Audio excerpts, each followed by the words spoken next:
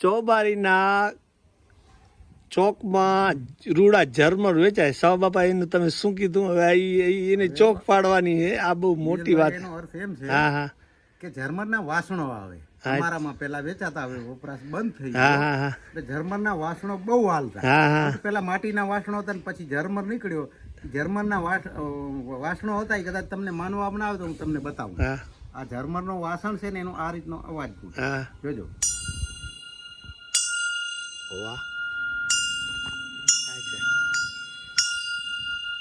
પેલા માણસો માટીના ઠામમાં ખાતા, પછી ચોબારીથી શરૂઆત થઈ ઝરમરની વધારે. અચ્છા એમ? હા, ઈ આ પોતે જ આ વાસણ જે મારા હાથમાં છે ને હા. એ જ. એટલે આ પેલું તમે કીધું કે આ વાસણ જે કહેવાય ને આપણે ચાંદીના વાસણો હતા. હા, પેલા સોનાના વાસણો હતા. પછી ચાંદીના થયા, હા અને પછી ઝરમરના થયા, હા પછી ત્રાંબાના થયા, હા. પછી પિત્તળના થયા. હા વચ્ચે હાવ જ્યારે ડુબળી વેળા હતી હા. એ સમયમાં માટીના પણ હતા, હા અને પછી ગલટી સ્ટીલ ને. ગલટી પછી સ્ટીલ ને. તો આ વાસણોમાં ત્રીજું સ્થાન ધરાવે હા. ચાંદી પછી. ચાંદી પછી આ ચાંદીમાં ભરી જાય પાછો. અચ્છા ચાંદીમાં ભેળસેળ કરવો ને જેને કહેવાય સોનીની ભાષામાં જસ્તો. અચ્છા અચ્છા આ મૂળ ધાતુનું નામ જસ્તો છે, હા એને કહેવાય ઝરમર.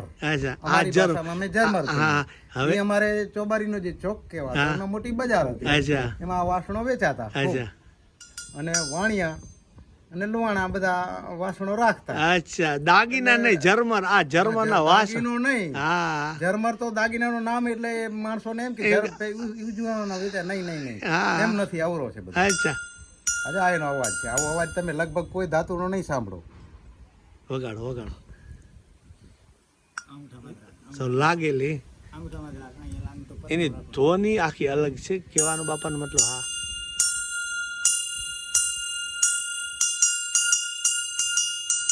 એની ધવની નીકળશે ને, કોઈ ધાતુની ધવની આના જેવી નહીં નીકળે. અચ્છા. એટલે વખણાઈ ગયું કે અને અને આ વીજળી વિશે ની તમે દાગ પડી જાય ને? વીજળી પડે એનું કારણ શું છે અચ્છા કે આ વસ્તુ છે, આમાં તમે છાસ ઘણી વાર રાખો ને હા એટલે કહાઈ જાય, અચ્છા એટલે પીઓ તકલીફ થાય. હા હા પણ કોઈ પણ કામ કેન્સર નો બાપ હોય તો મટી જાય, કેન્સર રહી શકે એમ? નહીં.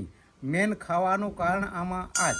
અચ્છા આનાથી આનું અચ્છા કેન્સર પણ મટી જાય, પછી વાત પતી ગઈ ને. ઓહો પણ એનો ધાતુ એનું પસંદ કરવાનું પહેલું આ બધું સમજી સોચીને વાસણને બનાવી. એમાં તમે ઘી નાખીને પછી આમ ગહીને ખાવ ને હા. એટલે અને હલી ઉખડી હા હા અને પેટમાં ગઈ. હા બહુ મોટી વાત છે આ તો. ગમે તેવો દર્દ હોય ને તો ન થઈ શકતો. એમ ગમે તેવો દર્દ આ તો બધા ઘણા બધા કારણો આ કે આગળ ટૂંકી ટચી વાત કે આમાં વાસણો ખાતા માણસો એટલે એની આનો જે કટ કે જે કહેવાય પ્રવાહ જે કાંઈ નીકળી હા હા અને માણસના પેટમાં જાતો. હા હા હવે જો ચાંદીનો પ્રવાહ છે ને માણસના પેટમાં જાય ને હા હા તો માણસ મરી જાય. કેવી રીતે કે તરત નહીં.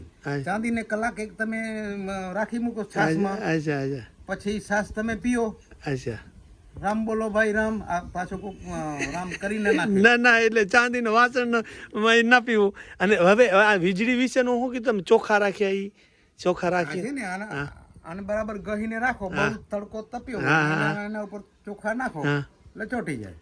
અચ્છા ચોટવાનું કારણ શું છે? હા કે એનું જે ધાતુ છે અચ્છા એટલો બધો આકર્ષણ વાળો છે, અચ્છા. જેના કારણે આજુબાજુ ચોખા હોય ને અચ્છા જતા રહે. ખેંચી લે. હા હા બહુ છેટેથી નહીં, અચ્છા નજીક રાખો. હા હા હા. અને બીજું વીજળીનું કરવા પડો. વીજળી બહુ થતી હોય ત્યારે બારે ના રાખવાય. અચ્છા, અત્યારે બીક લાગે, પડે વીજળી વધારે પડે આના ઉપર. અચ્છા એટલે ચોબારીના ચોકમાં રૂડા ઝરમર વેચાય છે. પોતે જ આ તમારી સામે જે આ વસ્તુ હાથમાં રહી. અચ્છા પણ આના કેવડા ને કેવડા લોકો અરજ કરી નાખે. મેં એવી વાત સાંભળેલી કે સોના ચાંદી સસ્તા વેચાતા હોય ને એટલે એના ઉપરથી ચોમકી હતી, ચોમકીની બાજુમાં પારસ પીપળો હતો, સોના રૂપાના પાના હતા નહીં. અચ્છા કલ્પના સોના રૂપા જેવી હતી. દ્વારિકા સોનાની નગરી હતી નહીં, કલ્પના સોના રૂપાની હતી. હા હા જે એનો માણસનું વર્તન એવું હતું. સોના હા હા કે લાખનો ઢગલો પડ્યો હોય તો જેનું હોય ને કુરબાન. અચ્છા આવું વર્તન હતું એટલે આ ઈ વર્તન ઉપર રાહડા ગવાણા. અને આપણે કીધું કે સોના કીર્તન પણ કહેવાનો મતલબ કે એવું મનનું વર્તન હતું ને આપણે એમ કે આ પીપળામાં સોનાના પોંદ હશે. આ બધા મરમ ઝીણી વાતોના બહુ પડ્યા હે બહુ મજા આવી. તો ચોબારીના ચૂકમાં રોડા ઝરમર વેચાય છે એ આ જ વાસણ હા, અને આ જ ઉદાહરણ. આ વાસણો હવે ગામમાં લગભગ બાપાએ કીધું એ પણ બહુ ઓછા હોય છે. હવે આમના બાપ દાદા વખત કોઈ લેતોય નથી અને કોઈ બનાવતોય નથી. હા પણ કે સામે એનું હવે આ વધુ વસ્તુ જ બંધ થઈ ગઈ. તો આવી રીતે જ કે આ છે ઝરમરનું આ વાસણ.